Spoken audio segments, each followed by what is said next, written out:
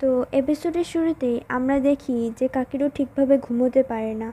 ও আগের দিনের কিসিনের কথাই ভাবতে থাকে। আর ওদের স্কুল ট্রিপে যে ইয়ামাতো আর ওর মধ্যে যে কিসটা হয়েছিল, এরপরে ইয়ামাতোর আর দেখা মেলে না। ও ঠিকভাবে কাকিরুর টেক্সটের উত্তরও দিচ্ছিল না। এরপর স্কুলে ফুজিরো মার্শমেলো নিয়ে আসে আর কাকিরুর ঠোঁটে লাগিয়ে দেয়। তখন ওর ওই কিসেনের কথাই মনে পড়ে আর দৌড়ে ও চলে যায় আর বিড়বিড় করতে থাকে, এটা আমার ফার্স্ট কিস ছিল আর ফার্স্ট টাইম কেউ আমাকে এভাবে লাভ কনফেস করেছিল। আর এটা ভেবে ভেবেই ও জল দিয়ে মুখ ধুতে লাগে। তখনই ওদের টিচার আসেন আর কতগুলো বই ইয়ামাতোকে দিতে বলেন আর কাকিরুকে বলেন দিতে। কাকিরু বলে যে আমি কেন? তখন টিচার বলেন কারণ তুমি ওর ফ্রেন্ড, তাই না? তখনই হোসাকা আসে আর বলে যে ঠিক আছে টিচার, আমি আর কাকিরু গিয়ে ওই বইগুলো দিয়ে আসবো। আর ওর তো জ্বরও আসতে পারে বা ও কিছু খেতে পারছে না, এরকমও তো হতে পারে, তাই না কাকিরু? এরপর আমরা দেখি যে ওরা ইয়ামাতোর বাড়িতে এসেছিল। ইয়ামাতো বলছে থ্যাংক ইউ এগুলো আনার জন্য, আমি কাল থেকে আবার স্কুলে আসবো। ইয়ামাতোর বোন বলছে আমার তো বিশ্বাস হচ্ছে না যে ও স্কুল ট্রিপে অজ্ঞান হয়ে গেছিল। হোসাকা বলে আসলে এটা কিছুটা হাস্যকর, আর এটা বলে ও চায়ে চুমুক দেয়। ইয়ামাতোর বোন চলে গেলে হোসাকা চলে যেতে নেয়। তো কাকেরু বলে যে তুমি যাচ্ছ কেন? আমিও যাচ্ছি তোমার সাথে। তো হোসাকা বলে আরে তুমি থাকো, তোমার কাছে ওই বইগুলো এখনও আছে তাই না? আরও চলে যায়। ইয়ামাতো বলে কাকেরু, আগের দিন স্কুল ট্রিপে যা হয়েছিল তার জন্য আমি ক্ষমা চাইছি। কাকেরু বলে তুমি আমাকে অবাক করে দিয়েছিলে। আরও ভাবছিল যে কিস করার জন্য ইয়ামাতো সরি বলছে। আসলে ইয়ামাতোর তো আগের দিনের কিছু কথাই মনে নেই। তো এর জন্য কাকেরও কিছুটা রেগে যায় আর ওদের মধ্যে বন্ধুত্ব শেষ, ওদের মধ্যে সব সম্পর্ক শেষ, এটা বলে কাকেরু রেগে চলে যায়। আর ইয়ামাতো তো কিছুই বুঝতে পারে না, তাই ও অবাক হয়ে দাঁড়িয়ে থাকে। তো নেক্সট সিনে আমরা দেখি যে হোসাকা মিকোতো যে ইয়ামাতোর বোন ছিল তাকে বলে যে তুমি তোমার দাদাকে কতটা চেনো?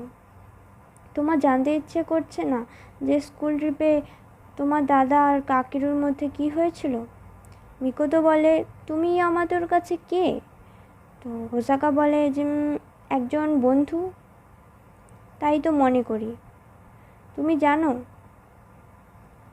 তো তারপর হোসাকা বলে যে আমার সব সময় মনে হয় যে তুমি ইয়ামাতোর সাথে এত ভদ্র সুরে কেন কথা বলো? এমনিতে তো মানুষ অনেক নিকনেম দেয় বা অন্য নামে ডাকে। তো মিকোতো বলে যে আমাকে আমার এই দাদার বোনের সম্পর্কটা নিয়ে অনেক কথা শুনতে হয়, তাই আমি কিছুটা দূরত্ব বজায় রাখার চেষ্টা করি, তাই আমি এত ভদ্র সুরে কথা বলি। ইয়ামাতো যদি খুশি থাকে তো আমিও খুশি। আর মিকোতো বলে যে যদি যদি ইয়ামাতো আর কাকেরুর মধ্যে একটা সম্পর্ক থাকে তবুও কি তাদের মধ্যে কিছু হওয়া সম্ভব? তো ওসাকা বলে কেউ জানে না যে ভবিষ্যতে কি হবে, তো ওরা যদি একে অপরকে বেছে নেয় তো এটাই যথেষ্ট নয় কি? অন্য মানুষের আশা অনুযায়ী বাঁচা অনেকটা বিরক্তিকর, তাই না? এটা হোসাকা বলে আর ওখান থেকে চলে যায়। তো এদিকে আমরা দেখি যে ইয়ামাতো কাকেরুর সঙ্গে কথা বলার চেষ্টা করে, কিন্তু কাকেরু রেগে যায়। তো আর ইয়ামাতো কিছুই বুঝতে পারে না। ও জিজ্ঞেস করে কি হয়েছে, আমি কি কিছু করেছি? আমার মেসেজের রিপ্লাই দিচ্ছ না কেন? আর তখনই অন্য স্টুডেন্টদের ধাক্কাতে ইয়ামাতো কাকেরুর কিছুটা কাছে চলে আসে আর কাকেরু অকওয়ার্ড ফিল করে আর ইয়ামাতোকে একটা ঘুষি মেরে চলে যায়। এদিকে ইয়ামাতো তো কিছুই বুঝতে পারে না। পরে লাইব্রেরিতে হোসাকা জিজ্ঞেস করে তোমাদের মধ্যে কি আবার ঝগড়া হয়েছে? তো ইয়ামাতো বলে ঝগড়া কিনা জানি না, কিন্তু ও আমার উপর রেগে আছে। তো হোসাকা বলে তাহলে তোমাকে ও নিশ্চয়ই রিজেক্ট করেছে। তুমি আর কাকেরু কিস করেছো, তাই না? মনে নেই? এরপর তো ইয়ামাতোর ওকে কিস করার কথা মনে পড়ে যায় কাকেরুকে।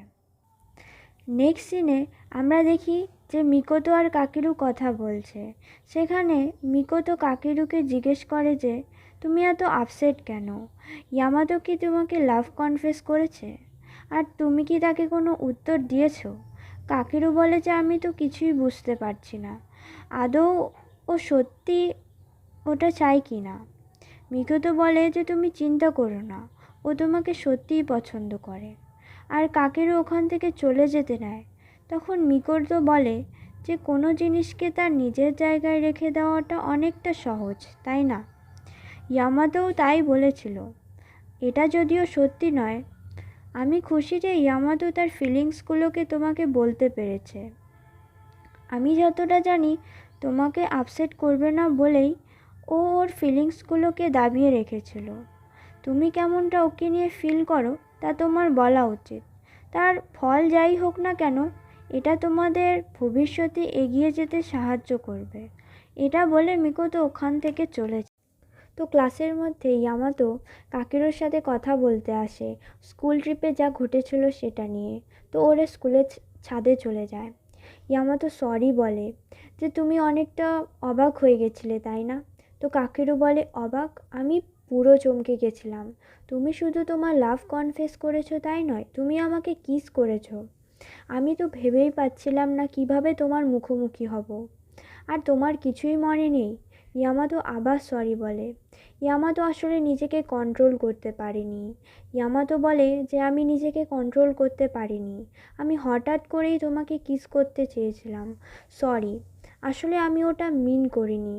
আসলে ওই দিন আমি খুবই খুশি ছিলাম। আমি এটা ভেবেই দেখিনি যে এটা আমাদের দুজনকে কতটা কষ্ট দেবে। আমি শুধু আমার ফিলিংসগুলোকে তোমাকে বলতে চেয়েছিলাম, শুধু এটার জন্যই। এতদিন আমি ভয় পেয়েছি যে আমার এই ফিলিংসগুলো জেনে তুমি আমাকে নিয়ে কেমনটা ভাববে। আমি আমাকে নিজেকে অনেকটা বোঝানোর চেষ্টা করেছিলাম যে এটা সত্যি নয়, যে আমার এই ফিলিংসগুলো সত্যি নয়। কিন্তু আমি বুঝতে পেরেছি আমাদের এই সম্পর্কটা আমার কাছে অনেক দামি। আমার কাছে কাকেরু তুমি অনেক দামি। কাকেরু, আমি তোমাকে অনেক ভালোবাসি, আর আমি সবসময়ই তোমাকে ভালোবেসেছি। আর ওদিকে স্কুলের ঘন্টি বেজে যায়। তো ইয়ামাতো বলে চলো এখন আমরা ফিরে যাই। তো তোমাকে এত কিছু শুনতে হলো তার জন্য সরি। তো এরপর ইয়ামাতো চলে যেতে নেয়, কিন্তু কাকেরও চিৎকার করে ওঠে আর বলে ওঠে যে তুমি কি শুনবে না আমি কি বলতে চাই? তুমি শুধু নিজেরটাই ভেবে নাও, আমিও তো কিছু বলতে চাই। আর ইয়ামাতোর ও কাছে চলে আসে আর বলে যে ওই দিনের কথা আমি ভুলিনি, আর এর জন্য আমি ভালো করে ঘুমোতেও পারিনি। চিন্তা করেই যাচ্ছিলাম, কিন্তু আমি জানি তুমি আমার থেকেও বেশি চিন্তিত ছিলে, তাই আমি সিরিয়াসলি কিছু বলতে চাই। এর আগে পর্যন্ত আমি তোমাকে বন্ধুই ভেবেছি, কিন্তু সত্যি বলতে আমি ডেটিং নিয়ে শিওর নই। আমি ভাবতে চাই আমাদেরকে নিয়ে। এরপর কাকিরও এটা বলে চলে যেতে নেয়, কিন্তু ইয়ামাতোটাকে টেনে ধরে বলে যে তুমি কি বলতে চাও আমি তোমার উপর আশা না ছেড়ে দেই? আমি কি এখনও তোমাকে ভালোবাসতে পারি? ইয়ামাতো কাকেরুর হাতটা টেনে ধরে, আর কাকেরুও ইয়ামাতোর হাতটা ধরে বলে যে তুমি আমাকে ভালোবাসতে পারো। নেক্সট সিনে আমরা দেখি যে কাকেরু ফুজিনোকে বলে যে কেউ তাকে লাভ কনফেস করেছে। তো ফুজিনোও বলে যে তাহলে তো তুমি ডেটে যাচ্ছ, তাই না? তো কাকেরু বলে জানি না, আমি শিওর নই, কিন্তু আমি নর্মালভাবে বিহেভ করতে পারছি না। এরপর ওরা যখন স্কুল ছুটির পর বাড়ি যেতে নেয় তখন ওরা দেখে যে একটা কাপল কথা বলছে। তো কাকিরও চুপি চুপি এসে ওই কথাগুলো শুনতে আসে। তো ইয়ামাতোটাকে টেনে নিয়ে বলে যে এটা তুমি কি করছো? কাকিরও বলে আমি জানি না তুমি এতটা শান্ত কিভাবে থাকতে পারো, আমি তো নর্মালভাবে বিহেভ করতে পারছি না, আমি ওই বিষয়টা নিয়ে ভেবেই যাচ্ছি। ইয়ামাতো বলে যে আমি শান্ত নই, আমি আমার ভালোবাসার মানুষের সাথে রয়েছি, তাই আমি নিজেকে শান্ত রাখার চেষ্টা করছি। আর আমি যদি নার্ভাস হয়ে পড়ি তো তুমি আমাকে লুজার ভাববে, তাই না? তো কাকিরু বলে যে আমি এমনটা কখনোই ভাবতে পারি না। এরপর ইয়ামাতো কাকিরুকে ডেটে নিয়ে যাওয়ার কথা বলে, আর কাকিরু রাজি হয়ে যায়। ইয়ামাতো ভাবে যে এখন কাকিরু হয়তো তার জন্য কিছু ফিল করছে, একটু একটু পছন্দ করছে। এর পরের সিনে আমরা দেখি যে ওরা দুজনে ডেটে যায় এবং ওদেরকে খুবই কিউট লাগছিল। তো ওরা যখন মলে সুন্দর সুন্দর কিউট কিউট জিনিস ট্রাই করছিল, পাশ থেকে দুজন মেয়ে আসে আর বলে ওঠে ওই ছোট্ট ছেলেটা ও কি ওই হ্যান্ডসাম ছেলেটার ফ্রেন্ড। তো এতে কাকেরুর একটু খারাপ লাগে। ও দেখে যে ইয়ামাতো খুবই হ্যাপি, তাই ও কিছু আর বলে না। এরপর ওরা দুজনে রাস্তা দিয়ে হেঁটে যাচ্ছিল, তখন একটা লোক ইয়ামাতোকে মডেল হওয়ার প্রস্তাব নিয়ে আসে। কাকেরুর এটা দেখেও খারাপ লাগে। ও ভাবতে থাকে যে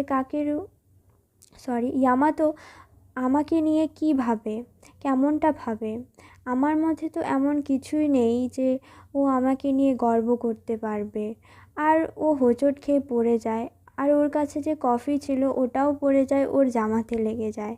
তো ইয়ামাতো ছুটে আসে, ও ইয়ামাতোকে সরি বলে। যে ইয়ামাতো বলে ঠিক আছে, চলো আমরা বাড়ি যাই, ওখানে চেঞ্জ করে নেব আর একসাথে মুভিও দেখে নেব। কিন্তু কাকেরু সরি বলতেই থাকে। ইয়ামাতো ওর ঘরে এসে দেখে যে ও যে পুতুলটা কাকেরুকে দিয়েছিল ওটা এখনও আছে। তো কাকেরু বলে ওটা তুমি আমাকে দিয়েছিলে, তাই আমার অন্য কাউকে দিতে মন করেনি। তো ইয়ামাতো খুশি হয়ে যায়। কাকেরু আর ইয়ামাতো একসাথে মুভি দেখতে থাকে। তখন কাকেরু ইয়ামাতোর কাঁধে মাথা দিয়ে ঘুমিয়ে পড়ে মুভি দেখতে দেখতে। এরপর কাকেরু যখন ঘুম থেকে ওঠে তখন ও ইয়ামাতোকে সরি বলে, আর বলে যে আজকের ডেটা একদমই মজার হয়নি, এর জন্য সরি, আমি সব নষ্ট করে দিয়েছি। ইয়ামাতো বলে যে এমনটা একদমই নয়, আমি অনেক মজা করেছি। কাকেরু বলে যে তুমি মিথ্যে বলো না। ইয়ামাতো বলে আমি একদমই মিথ্যে বলছি না, আমি সব নষ্ট করে দিয়েছি, আমি কিছুই করে উঠতে পারছি না। কাকেরু বলতে থাকে আমি তো তোমার মতো এত সুন্দর দেখতেও না। ইয়ামাতো বলে যে এটা বলার মানে কি। কাকেরু বলে ওঠে যে আমার মতো কারো তোমাকে ভালোবাসার কোনো অধিকার নেই, তোমাকে দেওয়ার মতো আমার কিছুই নেই। তখন ইয়ামাতো বলে যে কাকেরু তুমি সত্যিই কি এমনটা ভাবো? তুমি কি জানো না আমি তোমাকে কতটা পছন্দ করি আর তোমাকে কতটা আগলে রাখতে চাই, আর এর জন্য আমি আমার নিজের জ্ঞানও হারিয়ে ফেলি, আর এখনও আমাকে এটা কতটা যন্ত্রণা দেয় তুমি জানো না, তোমাকে শুধু আমার পাশে দেখে। তো এরপর ইয়ামাতো কাকেরুকে কিস করতে নেয়, কিন্তু কাকেরু বাধা দেয়। কিন্তু ও তবুও জোর করে কাকেরুকে কিস করার চেষ্টা করে আর ইন্টিমেট হওয়ার চেষ্টা করে কাকেরুর বারণ করা সত্ত্বেও। এরপর কাকেরু ইমোশনালি ভেঙে পড়ে। তো কাকেরুকে এই অবস্থায় দেখে ইয়ামাতো নিজের হোশে ফিরে আসে। ও এরপর দৌড়ে দৌড়ে চলে যায় ওখান থেকে। ও দৌড়ে দৌড়ে চলে যায় আর বলতে থাকে যে আমি এমনটা একদমই করতে চাই না, কাকেরু আমার সাথে থাকুক, আমি এটাই চাই। আর আমি যখনই ওর সাথে থাকি আমি আমার ইমোশনগুলোকে কন্ট্রোল করতে পারি না, আমি শুধু চাই যে ও আমাকে ভালোবাসুক।